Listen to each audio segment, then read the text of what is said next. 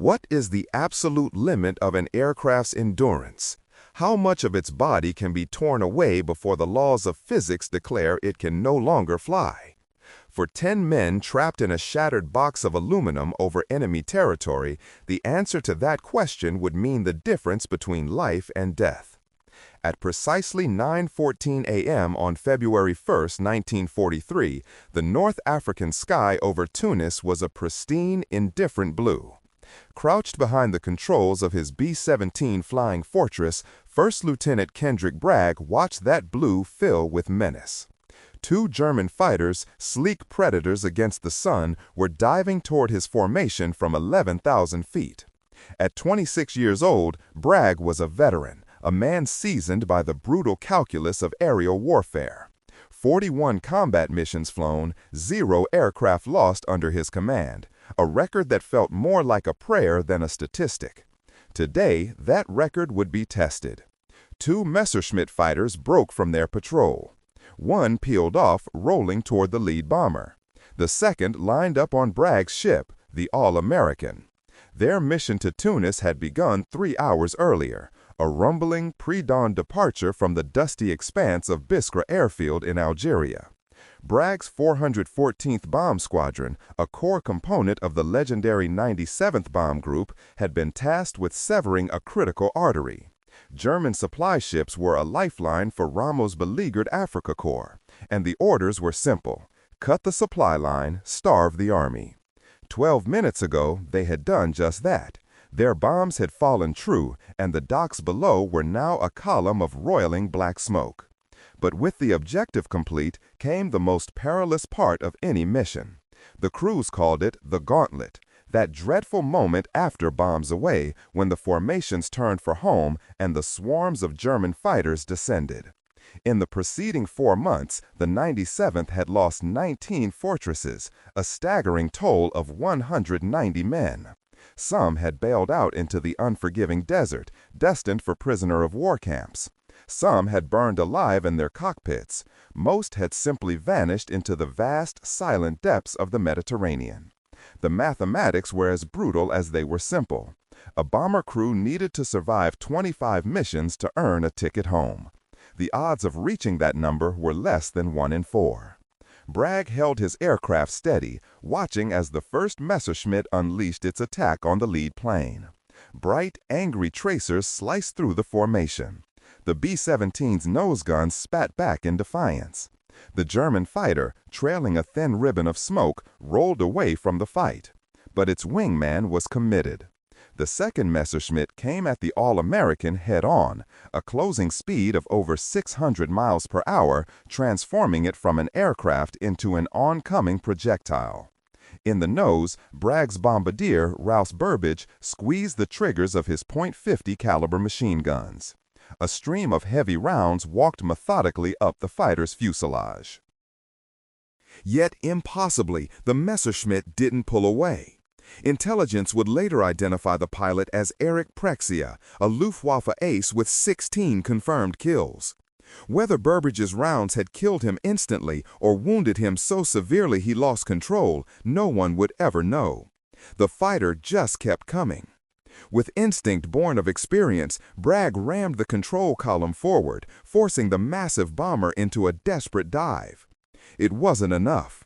The Messerschmitt's wings sliced through the B-17's tail like a cleaver, tearing diagonally through the rear fuselage with a horrifying scream of tortured metal. The bomber pitched up violently, the force of the impact throwing the crew against their restraints.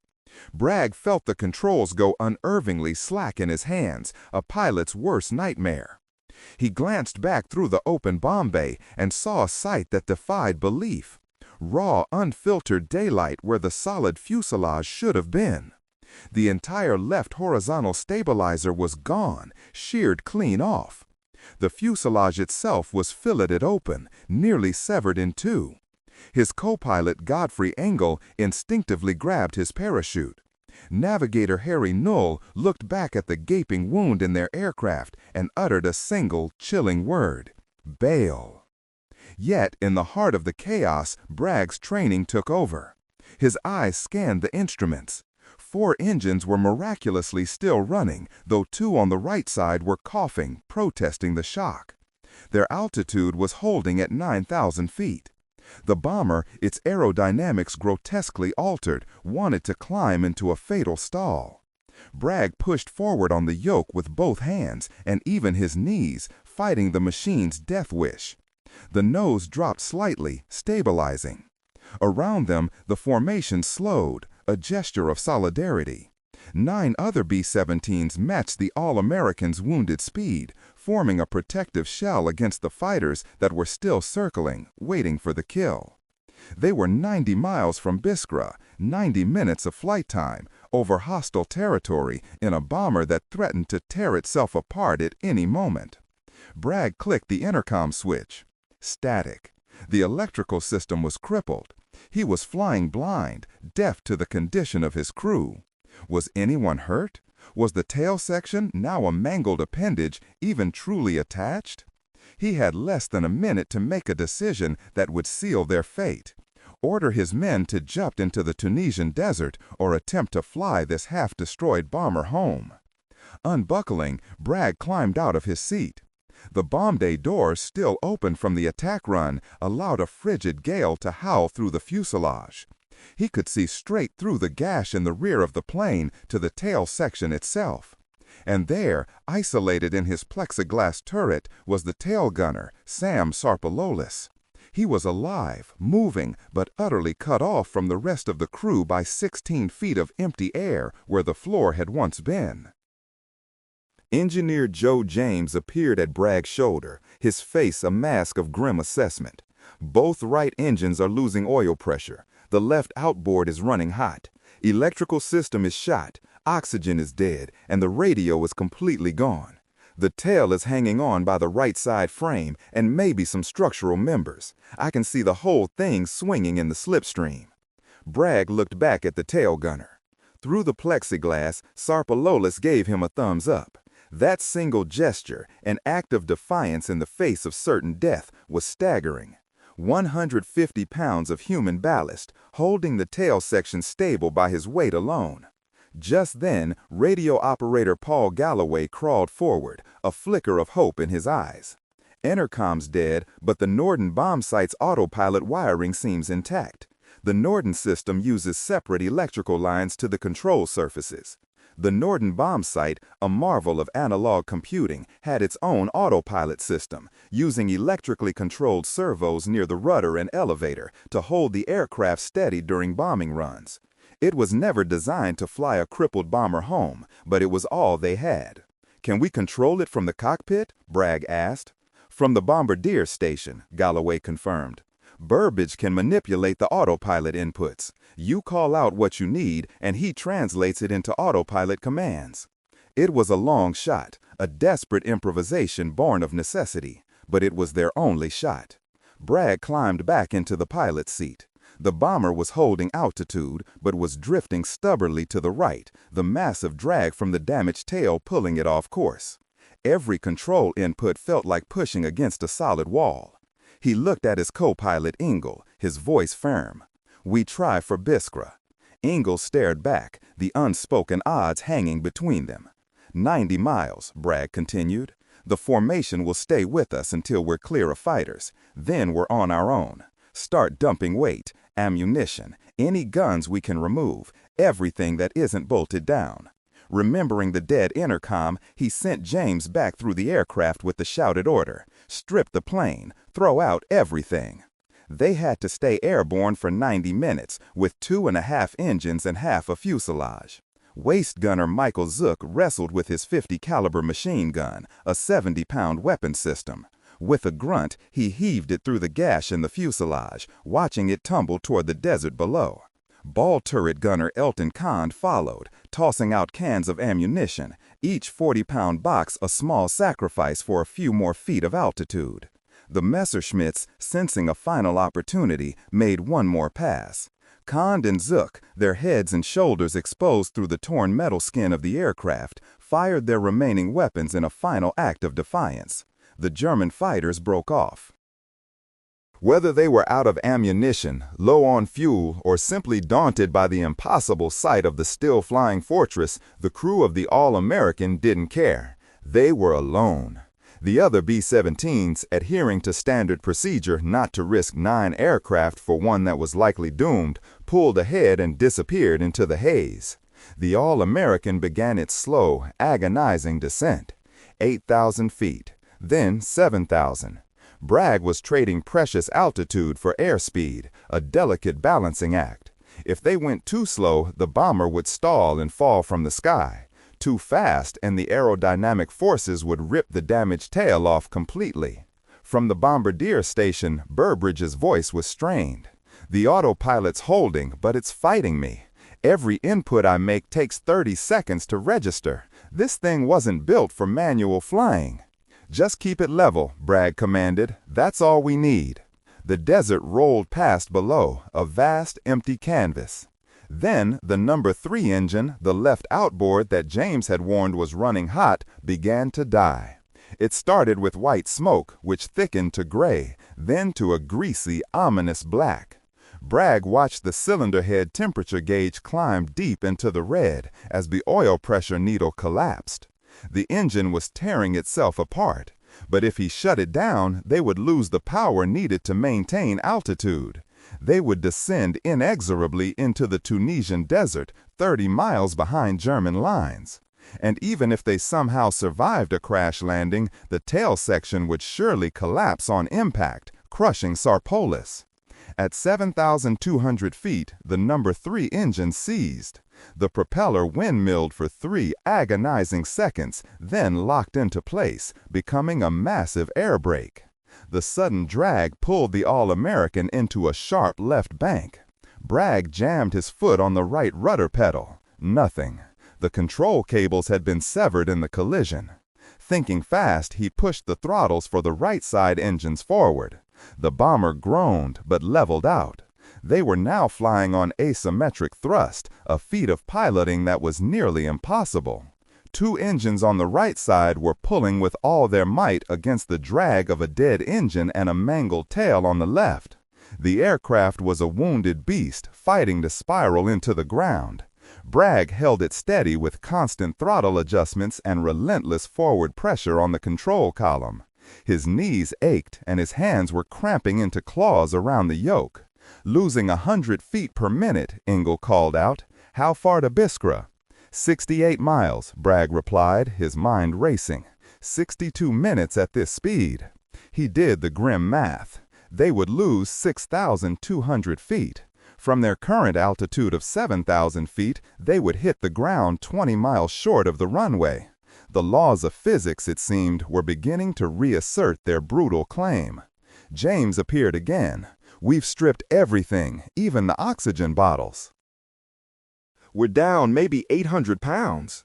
"Not enough," Bragg said. "We need more altitude or more power, and that engine is done." He glanced at the fuel gauges. They had burned through 1/3 of their load. Fuel was weight. Every gallon they burned made them lighter, but they had to stay in the air long enough to burn it. "How much fuel in the bomb bay tanks?" "Maybe 200 gallons, James replied. "Dump it." James stared at him. "We need that fuel to reach Biskra." "We won't reach Biskra if we hit the ground in 40 minutes, Bragg countered. "Dump the Tokyo tanks, all of them. Get us another 1,200 pounds lighter right now." 2 minutes later, a spray of aviation fuel plumed from the bomb bay. 1,200 pounds of weight vanished in 30 seconds. The altimeter needle steadied, then began to climb. 7,100 feet, 7,200, 7,300. The bomber felt lighter, more responsive. The descent had stopped. They had bought themselves breathing room. But the crisis was far from over. "The autopilot is overheating," Burbridge yelled. "These servos weren't designed to run continuously for an hour. How long can they last?" "I don't know. Maybe 30 minutes, maybe 5. 55 miles to Biskra. 50 minutes of flight time. If the autopilot failed, they would lose all control. The bomber would pitch or dive, and Sarpalolis, still trapped in the tail, would be the first to die. Just when it seemed their improvised solution might hold, the aircraft itself began to surrender. The tail started to move, not just swaying, but actively separating. The gash in the fuselage was visibly widening, the right side of the airframe peeling away under the relentless forces of wind and vibration. After 45 minutes of impossible flight, the tail section was finally tearing free. "The tail," James said, his voice barely a whisper. "It's going." Bragg looked back. The tail was flexing sickeningly, moving independently from the fuselage like the tail of a dying fish. If it broke off, the bomber would tumble uncontrollably. The 9 men in the forward section would have seconds to bail out. Sarpalolis would have no chance at all. "Get everyone into parachutes," Bragg ordered, his voice heavy with a decision he never wanted to make. "Prepare to jump on my signal." "What about Sarpalolis?" someone asked. Bragg didn't answer. There was no answer. In a moment of incredible bravery, co-pilot Godfrey Engel grabbed a portable oxygen bottle and crawled toward the gaping hole. He reached the edge of the chasm. 16 feet of howling wind separated him from the tail section. He gestured frantically to Sarpalolis. "Come forward, crawl." The tail gunner looked at the gap, then at the structure flexing violently around him. He started to move, each shift of his weight causing the tail to bounce and groan. If it separated while he was crawling, he would fall with it. He dragged himself forward. 10 feet, 12. He reached the edge where the tail met what was left of the fuselage and stretched out his arm. Engel reached back. Their hands were 3 feet short. Thinking quickly, James appeared with parachute cords, tying them together into a makeshift lifeline. He threw one end to Sarpalolis, who wrapped it around his wrist. James and Engel pulled. Sarpalolis pushed off from the dying tail section and swung across the gap. His boots caught the edge of the fuselage, and his crewmates dragged him inside to safety. The now unballasted tail section began to whip back and forth more violently. The metal shrieked in protest. They were 23 miles from Biskra, 19 minutes of flight time. The tail just had to stay attached for 19 more minutes. Bragg throttled back, easing the stress on the airframe but sacrificing altitude. 6,000 feet. 6,000. He could see Biskra now, a smudge on the horizon.